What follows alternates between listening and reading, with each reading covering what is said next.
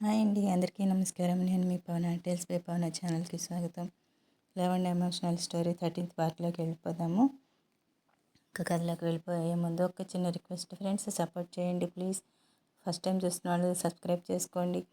అలాగే కథ అంతా వినండి, నచ్చిందంటే లైక్ చేయండి, కామెంట్ చేయండి, షేర్ చేయండి ప్లీజ్. సబ్స్క్రైబ్ మర్చిపోద్దు. ఇంకా కథలోకి వెళ్ళిపోదాం. విష్ణు అక్కడ ఉన్న అందరి డాక్టర్స్కి బ్లాంక్ చెక్స్ ఇస్తాడు.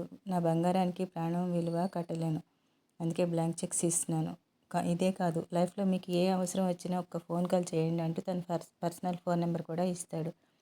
సార్, ఇదంతా ఏమొద్దు. మీరు పడిన బాధ, టెన్షన్, కష్టం చూసిన మాకు, మీరు ఇందాక సరదాగా గడపడం చూసిన మా అందరికీ చాలా హ్యాపీగా అనిపించింది.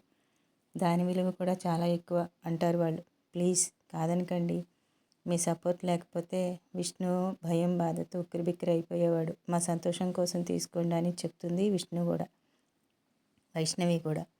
సరే అని వాళ్ళంతా తీసుకుంటారు. ఇంకా మీరు కాసేపు రెస్ట్ తీసుకుని బయలుదేరవచ్చు అంటారు డాక్టర్స్.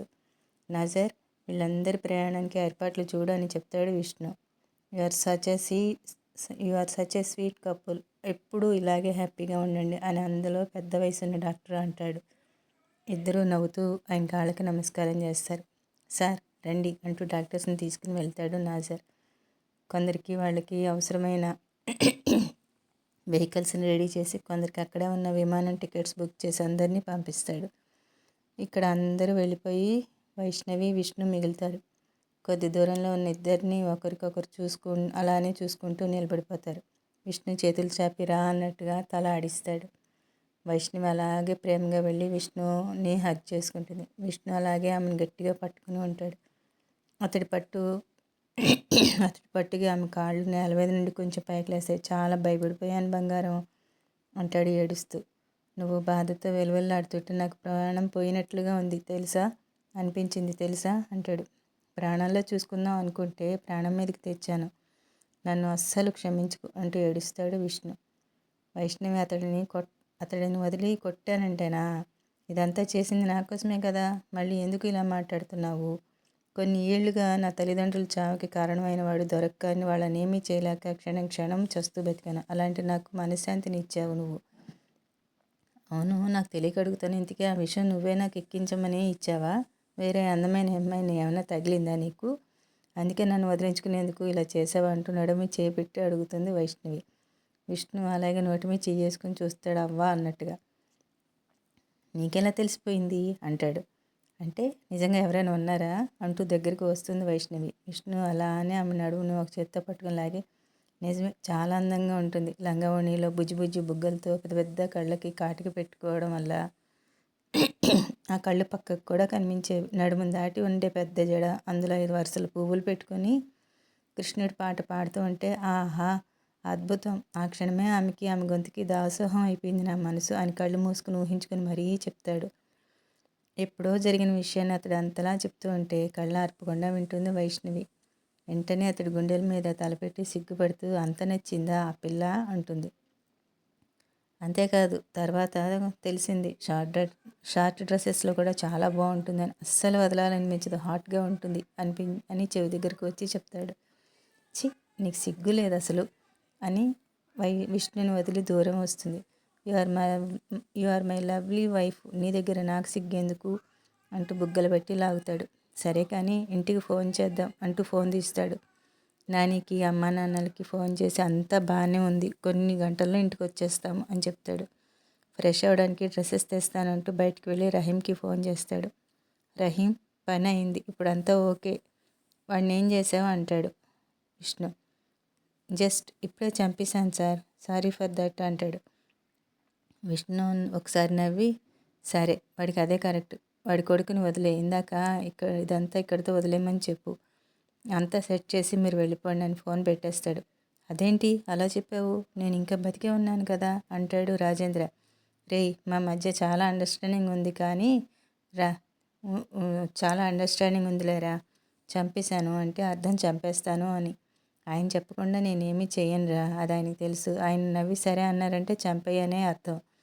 నీలాంటి వాడికి బతికే హక్కు లేదు అంటూ తల మీద షూట్ చేసేస్తాడు రాజేంద్రని. అంతే, ఒక్క బుల్లెట్తోనే చచ్చిపోతాడు రాజేంద్ర. వాడి కొడుకు దగ్గరికి వెళ్ళేసరికి అక్కడే కుర్చీలో ఉన్నవాడు లేచి వైష్ణవికి ఎలా ఉంది అంటాడు. వైష్ణవి మేడం సేఫ్గానే ఉన్నారు, కానీ మీ నాన్న చనిపోయాడు సార్. ఇదంతా ఇక్కడితో వదిలేసి నేను వెళ్ళిపోమన్నారు అని చెప్తాడు. థ్యాంక్స్ అండి అని వెళ్ళిపోవడానికి ముందుకు కదులుతాడు. మీ నాన్నని చూడవా అంటాడు రహీం. లేదు, వాడిలాంటి వాడిని మా అమ్మ కోసమే భరించాను. ఎప్పుడైతే మా అమ్మని కూడా ఇబ్బంది పెట్టాలని చూసాడో అప్పుడే మొత్తం అయిపోయింది అనేసి వెనక్కి తిరిగి చూడకుండా వెళ్ళిపోతాడు. వాడిలాంటి వాడికి వీడి కడుపున ఎలా పుట్టాడో వీడు అనుకుంటూ వెళ్ళిపోతాడు రహీం. విష్ణు ఇద్దరికి డ్రెస్సెస్ తెప్పించి ఫుడ్ కూడా తెప్పించి లోపలికి వస్తాడు. వైష్ణవి లేచి ఏంటి ఇంతసేపు, ఏం చేస్తున్నావు అసలు అంటూ విష్ణు ఎదురుగా వస్తుంది. లెక్కలన్నీ సరిచేసి వస్తున్న బంగారం, అయినా ఈ కాసేపే ఇలా అయిపోతున్నాం, మరి సంవత్సరం తర్వాత వదిలేస్తానని కాంట్రాక్ట్ రాసావు, అప్పుడు ఎలా ఉంటావే అంటూ అడుగుతాడు. అప్పుడు పరిస్థితులు పెట్టి అలా చేశాను, నీకు తెలుసు కదా అని తలదించుకుంటుంది. అయితే కాంట్రాక్ట్ మరి లేనట్టేనా అంటూ అమ్మని తలని పైకెత్తి నవ్వుతూ అడుగుతాడు. ఉంచుతాను, ఈ సంవత్సరం అంతా నువ్వు నన్ను ఎలా చూసుకుంటావో దాన్ని బట్టి అది ఉంటుంది అని స్టైల్గా అంటుంది. సరే పద, స్నానం చేయిస్తాను అంటూ ఒక్కసారిగా భుజం మీద వేసుకుంటాడు వైష్ణవిని.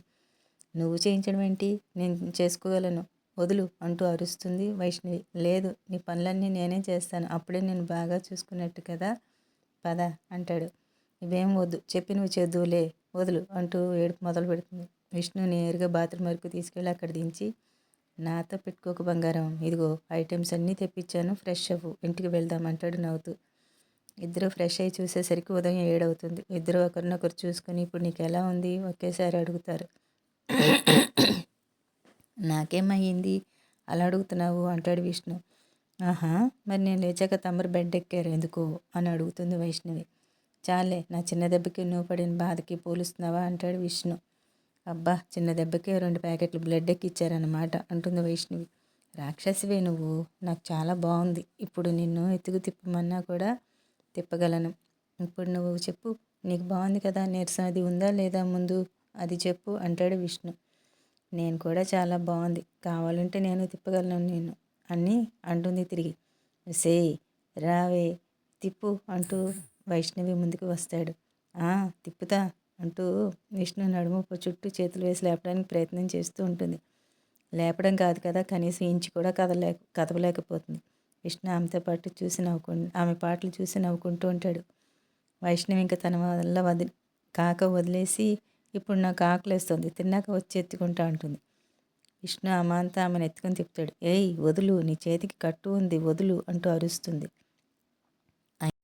అయినా విష్ణు ఆప్తేగా, విష్ణు ఇప్పుడు వదలకపోతే నేను గట్టిగా అరుస్తాను అంటుంది. విష్ణు నవ్వి దించుతాడు. దించగానే వైష్ణవి ఊగిపోతూ ఉంటుంది. విష్ణు అలానే పట్టుకొని నవ్వుతాడు. వదులు అంటున్నా వదలకుండా తిప్పుతావా, చూడు ఇప్పుడు కళ్ళు తిరుగుతున్నాయి, ఏది అంటూ వైష్ణవి వైపు చూస్తాడు విష్ణు. ఏం చూస్తున్నావు అంటుంది వైష్ణవి. నీ కళ్ళు తిరుగుతున్నాయి అన్నావు కదా, అదే చూస్తున్నా అంటాడు నవ్వుతూ. నిన్ను అని విష్ణుని పట్టుకొని కొడుతుంది. విష్ణు దొరకకుండా పరిగెడుతూ ఉంటాడు. వైష్ణవి ఆయాసపడిపోయి ఆగిపోతుంది. ఏయ్ ఏమైందే అంటూ దగ్గరికి వస్తాడు విష్ణు. ఆయాసంగా కోపంగా చూస్తూ ఉంటుంది విష్ణు వైపు. ఆమెను దగ్గరగా తీసుకుని మామూలు అయ్యింది అనుకున్నాక తన ప్రేమను చూపిస్తాడు విష్ణు. కాసేపటికి ఆమెను వదిలి ఇద్దరి కళ్ళల్లో ఒకరిపై ఒకరికి అంతులేని ప్రేమ కనిపిస్తూ ఉంటుంది. ప్రేమగా నుదుటి మీద ముద్దు పెట్టుకుని, నా జీవితాన్ని ఇంత అందంగా మార్చినందుకు థ్యాంక్ యూ వెరీ మచ్. నేను కాదు, నిరాశ నిస్పృహలతో నిండిపోయిన నా జీవితాన్ని ప్రేమతో నింపేశావు. నువ్వు నా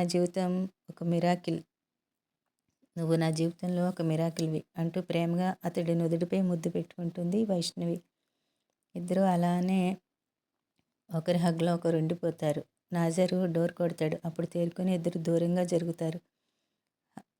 విష్ణు తలుపు తీయగానే, సార్ అంతా రెడీ, వెళ్దామా అంటాడు. నాజరు విష్ణుకి పర్సనల్ అసిస్టెంట్. విష్ణుకి కావాల్సినవన్నీ పక్కనే ఉండి అన్నీ చూసుకుంటాడు. బయట సెటిల్మెంట్స్ అన్నీ రహీంతో చేయిస్తాడు. కానీ వీళ్ళు విష్ణుకి అవసరం అయినప్పుడే మాత్రమే బయటకు వస్తారు.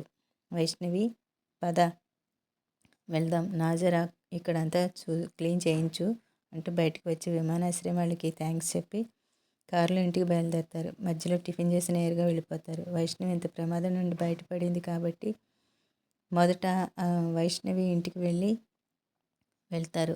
వైష్ణవి రాగానే నాని ఎదురెళ్ళి హత్తుకొని, చాలా భయపడిపోయాను రా, అంటూ ఏడుస్తుంది. నాని వచ్చేసాను కదా ఇంకా ఆపు అంటుంది వైష్ణవి.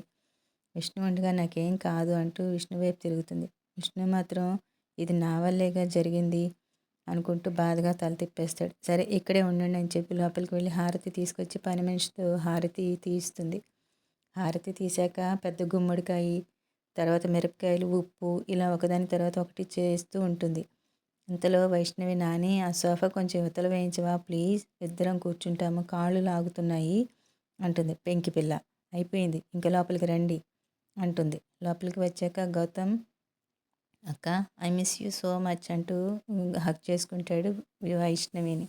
వచ్చేసాగా అంటూ గౌతమ్ని ఓదారుస్తుంది వైష్ణవి. ఇంతలో నాని రండి ముందు భోంచేద్దురు అంటూ పిలుస్తుంది. టేబుల్ దగ్గర అన్నీ వైష్ణవికి ఇష్టమైనవి చేయించి పెడుతుంది. వైష్ణవి అన్నీ ఒక్క ప్లేట్లో ఎక్కువ ఎక్కువ వడ్డించుకుంటుంది. ఇంతలో గౌతమ్ ఏంటక్క నువ్వేనా అంటాడు. రేయ్ ఇది మీ బావకు నాకు కలిపిరా అంటుంది. మీ బావ హీరో కదా, చేతితో గోడను బద్దలు కొట్టాలని చేశారు, తిరిగి ఆ గోడని ఈయన చేతిని బద్దలు కొట్టింది కదా అండి అంటుంది వెటకారంగా. విష్ణు కోపంగా చూస్తాడు. అయ్యో ఏమైంది బాబు అంటూ నానే విష్ణు చేతిని చూస్తుంది. ఏం లేదమ్మమ్మ ఏదో చిన్న దెబ్బ అంతేగా అంటుంది మళ్ళీ వైష్ణవి. దా తిను అంటూ నోట్లో ముద్ద కలిపి పెడుతుంది. నాకు వద్దు నేను స్పూన్తో తింటాను అంటాడు విష్ణు. సరే పో నీ ఇష్టం అంటుంది వైష్ణవి. ఇంతలో నాని కల్పించుకొని ఏంటే ఆ పిచ్చి మాటలు, బాబుకి తినిపించు అంటుంది. అయ్యో తినను అంటే నేనేం చేసేది నాని అంటుంది. బ్రతిమలాడి తినిపించు అంటుంది నాని మళ్ళీ. ఏమండి ప్లీజ్ తినండి అంటూ నోటి ముందు ముద్ద కలిపి పెడుతుంది. విష్ణు ఆ కొత్త పిలుపుకి ఆమెను అలానే చూస్తూ నోరు తెరిచి పెట్టింది తినేస్తాడు. ఫుడ్ పెట్టడం అయిపోయినాక గౌతమ్ వచ్చి విష్ణు భుజంపై తడతాడు. అప్పుడు తల తిప్పి చూస్తాడు విష్ణు. బావా నీళ్లు తాగేంత చిన్నదానికి ఇలా అయిపోతున్నావు అంటే ముందు ముందు దీని చేతిలో నీ పరిస్థితి ఏంటో అని చేతులు పైకెత్తి నవ్వుతాడు. ఆ మాటకి అక్కడ అందరూ నవ్వుకుంటారు. అవును నాని, పిన్ని బాబాయ్ ఎక్కడ ఇప్పటి వరకు కనిపించలేదు అంటుంది వైష్ణవి. గౌతమ్ నువ్వు పైకి నీ రూమ్కి వెళ్ళు నాన్న అంటుంది నాని. సరే నాని అనేసి వెళ్ళిపోతాడు గౌతమ్. వాడు వెళ్ళాక పైకి వాళ్ళు ఇక్కడ లేరు, ఇంట్లో నుండి పంపించేశాను, గౌతమ్ జీవితం కూడా వాళ్ళ చేతుల్లో నాశనం అవడం ఇష్టం లేక వీడిని పంపలేదు అంటుంది. వైష్ణవి లేచి ఏం మాట్లాడుతున్నావు నాని అంటుంది. అవును నువ్వు వింటున్నది నిజమే, వాళ్ళని బయటికి పంపిస్తాను.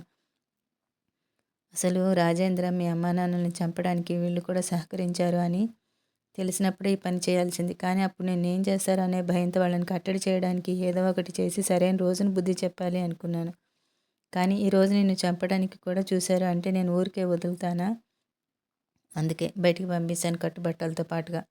మరి ఒంటరి వాళ్ళం కదా కాదు కదా, విష్ణుబాబు ఉన్నాడుగా మనతో అంటుంది. వైష్ణవికి అసలు ఏమర్థం కాదు. నిలబడిన చోటే కుప్పు కూలిపోతుంది. ఎందుకు నాని మన వాళ్ళని అంత దారుణంగా చేయడానికి మనసు ఎలా ఒప్పుతుంది అంటూ ఏడుస్తుంది. నేను ఎవరో బయట వాళ్ళు చేశారంటేనే అందరితో మంచిగా ఉంటే వీళ్ళకి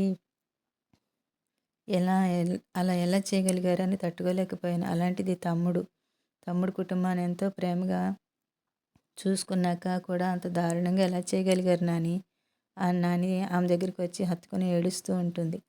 ఫ్రెండ్స్ అప్డేట్ ఎలా ఉంది, నచ్చిందంటే లైక్ చేయండి, కామెంట్ చేయండి, షేర్ చేయండి. అలాగే మర్చిపోకుండా సబ్స్క్రైబ్ చేసుకుని సపోర్ట్ చేయండి please. Thank you for watching.